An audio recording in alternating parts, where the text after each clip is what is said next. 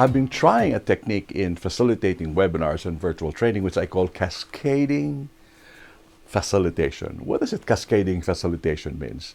You can have a linear question, like for example, so this is the concept. The concept is the employee needs to assemble this product in order to get it done correctly. So that's the question, the situation. And then you ask the question like, how would you do it? How would you assemble it? That's a linear question, very basic question. How would you handle it? And then they will respond, etc. and the like. Usually or typically a designer, trainer, or a virtual facilitator, what they would do is they would leave that and they will move forward to the next topic. Okay, like step 2, how would you do step 2? Step 3, how would you do step 3? So they are following a linear route. Okay, so in cascading learning, it happens differently. So if you ask the person the question like, how would you do step 1? And the audience will respond, we will do it this way. Then you ask them a second question, which is like a challenging question. Like, for example, what if step 1 doesn't work? What will you do? What if you try step 1 and the spare part that they provided you doesn't fit into this part? What would you do?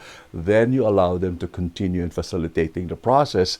What you're going to do now is in the third step is now you identify from the responses what might be an answer to the challenge. Oh, John was saying this, a good point, or Martha was saying this, or Peter, can you repeat again the idea because I think it provides answers to the challenge, right?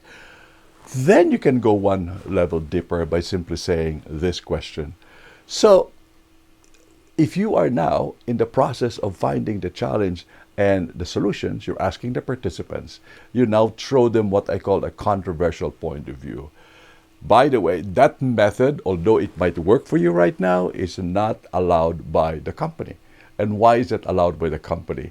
Because it's not reliable and it's against the policy, and yet many of us would do it. What would you do? Would you follow the company policy and not move ahead? Or you would, just do it because it will help you in that area. So the third level of technique in cascading facilitation is now to begin to throw them a controversial issue. Along the way, when you're asking this many questions, you have the biggest opportunity to insert and inform the learner of the correct content by using their insight in the process. So avoid just linear presentations and simply say, what do you do? Go to the next idea. What do you do? Go to the next idea, because it's so shallow in learning experience. Allow them to go deeper and deeper and deeper, to let them think farther. And then finally, you have a lot of opportunities to introduce the content instead of lecturing about it.